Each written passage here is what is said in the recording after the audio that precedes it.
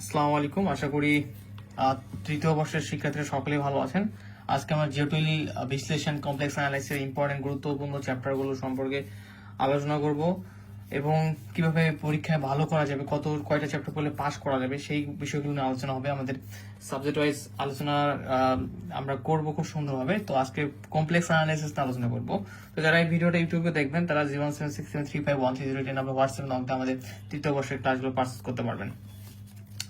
Complex অ্যানালাইসিসে মোটামুটি মোট আমি তুইন প্রকাশনী বইটা ফলো করতেছি। এখানে মোটামুটি আবারও বলি, তুইন প্রকাশনী বই ফলো করতেছি এবং এখানে মোটামুটি 6টা চ্যাপ্টার রয়েছে। কয়টা? 6টা। তো 6টা চ্যাপ্টারের মধ্যে যদি আমরা 5টা ভালোভাবে করতে পারি এবং চ্যাপ্টারগুলো ছোট ছোট রয়েছে মোটামুটি, সো আমাদের কোন চ্যাপ্টার হওয়ার কারণে আমাদের এখানে ভালো করতে গেলে আমাদের মোটামুটি 5টা চ্যাপ্টারের উপরে প্রিপারেশন নিতে হবে A+ পেতে গেলে, বা 100% অ্যান্সার করতে গেলে চ্যাপ্টার 1, চ্যাপ্টার 2, চ্যাপ্টার 3, চ্যাপ্টার 4 এবং ফাইনালি চ্যাপ্টার 6। আমাদের এই 5টা চ্যাপ্টারের উপরে ভালো প্রিপারেশন দরকার। তাহলে আমরা কি করতে পারবো? এই সাবজেক্টে 100% কমন পাবো। কিন্তু শুধু পাস করতে গেলে তোমরা যদি শুধু 1, 2 যদি পড়ো এবং এর পাশাপাশি যদি 3 নাম্বার চ্যাপ্টারটা পড়ো, 1, 2, 3 চ্যাপ্টার পড়লে তোমরা খুব সুন্দরভাবে পাস করতে পারবা। ঠিক আছে? কয়টা চ্যাপ্টার বলে? 3টা চ্যাপ্টার বলে।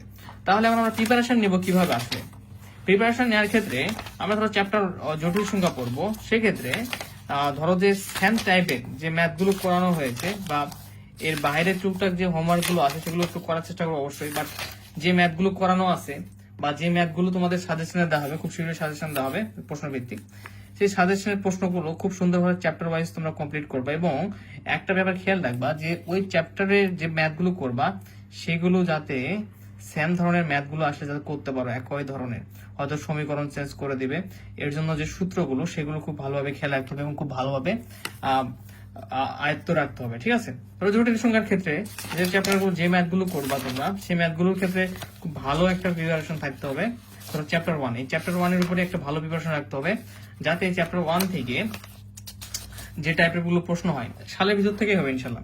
একটা সাবজেক্ট তোমাদের থার্ড ইয়ারে একটা সাবজেক্ট একটু ক্রিটিক্যাল কোশ্চেন হয়, তাছাড়া আমাদের যে 2010 থেকে 2022 মধ্যেই ইনশাল্লাহ ভালো একটা সালের মধ্যেই ভালো কোশ্চেন হবে ইনশাল্লাহ। ঠিক আছে? সো চ্যাপ্টার 1 থেকে আমরা কয়টা প্রশ্ন পেতে পারি আমরা একটু ধারণা নেওয়ার চেষ্টা করি। দেখুন 2022 চ্যাপ্টার 1 থেকে এসেছে খ বিভাগে একটা এবং গ বিভাগে একটা। তো চ্যাপ্টার 1 শেষ করলে তোমরা মোটামুটি 14 মার্ক কমন পাবা। ঠিক আছে? তারপর আমরা এইখানে দেখি 2021 চ্যাপ্টার 1 থেকে আসছে শুধু হচ্ছে ক বিভাগে একটা আসছে, আর আসে নাই। ঠিক আছে? চ্যাপ্টার 1টা যেহেতু ছোট একটু এবং ইজি, এর জন্য এটাতে গ বিভাগে কমই আসে। এখানে আবার দেখো গ বিভাগে 2টা প্রশ্ন আসছে এবং খ বিভাগেও একটা আসছে। সো চ্যাপ্টার 1 থেকে আমরা কত মার্কস পেতে পারি? চ্যাপ্টার 1 থেকে আমরা চ্যাপ্টার 1টা ভালোভাবে করতে পারলে 4 মার্কস থেকে 14 মার্ক কমন পাবো। তো বরাবরের মতোই ম্যাক্সিমাম সময়ে 14 মার্কই কমন থাকে। ঠিক আছে?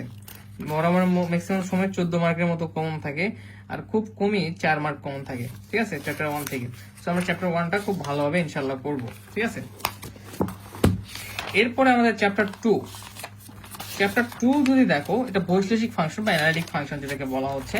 চ্যাপ্টার 2 থেকে যদি আমরা বিভিন্ন সালের প্রশ্নগুলো দেখি, দেখা যাচ্ছে এখানে চ্যাপ্টার 2 থেকে দেখো 1টা 2টা 3টা প্রশ্ন রয়েছে গ বিভাগে এবং খ বিভাগে একটা রয়েছে।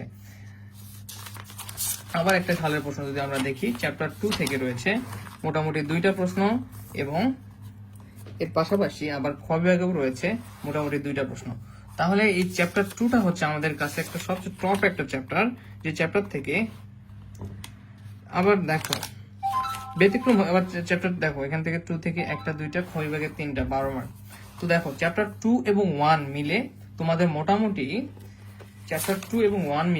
মোটামুটি প্রশ্ন মার্ক কত আসবে দেখা যাবে। ধরো যে কখনো 1 থেকে যদি গ বিভাগে না হয়, 2 থেকে গ বিভাগে মিস যাবে না। ঠিক আছে? আবার দেখো এখান থেকে শুধু খ বিভাগ হয়েছে তখন গ বিভাগ হবে, এখান থেকে শুধু খ বিভাগ হয়েছে এখান থেকে গ বিভাগ। টোটালি মোটামুটি আমরা এখানে চ্যাপ্টার 1 10 ধরলে এখানে আমরা মোটামুটি 14 মার্ক ধরতে পারি। মোটামুটি তোমাদের 24 মার্ক কমন হয়ে যাচ্ছে।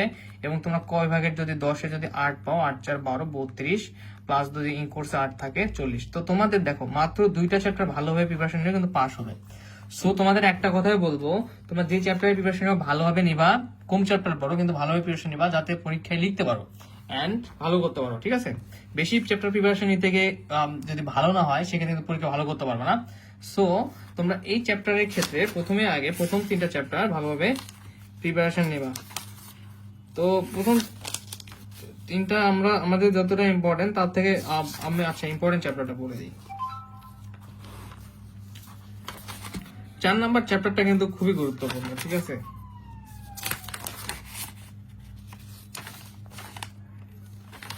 আচ্ছা ঠিক আছে। তো দেখো, তেমনি হবে যদি তোমরা এই 1 2 3 যদি ভালোভাবে শেষ করতে পারো তাহলে খুব ভালোভাবে কি করতে পারবা, রিল্যাক্সে পাস করতে পারবা, ঠিক আছে? আর এক্সট্রা হচ্ছে আমাদের 4 আর যদি 6 করে ফেলো তাহলে খুব সহজেই তোমরা 100% অ্যান্সার করতে পারবো। তো কমপ্লেক্স অ্যানালাইসিস আর বেশি কিছু আলোচনা করবো না, নেক্সট দিন এটা হচ্ছে আমরা সাজেশন দেওয়ার চেষ্টা করব ভিডিও আকারে ইনশাল্লাহ, এবং যেগুলো থাকবে না সেগুলো বলবা, সেগুলো ক্লাস টেস্ট সমাধান করে দেওয়া হবে।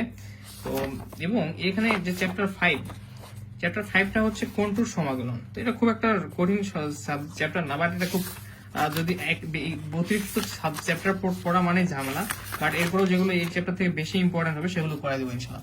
তো ইনশাল্লাহ, তো আই হোপ যে তোমরা ইম্পর্টেন্ট চ্যাপ্টারগুলো কোনগুলো কমপ্লেক্স অ্যানালাইসিসের ক্ষেত্রে সেটা বুঝতে পেরেছো এবং এই ওয়াইতে তোমরা প্রিপারেশন নেবে। আর থার্ড ইয়ারে বেশিরভাগ চ্যাপ্টারের সাবজেক্টে দেখবা চ্যাপ্টার খুব কম বা অনেক ইজি চ্যাপ্টার রয়েছে। আই হোপ তোমাদের রেজাল্ট অনেক ভালো হবে। ধন্যবাদ। আসসালামু আলাইকুম।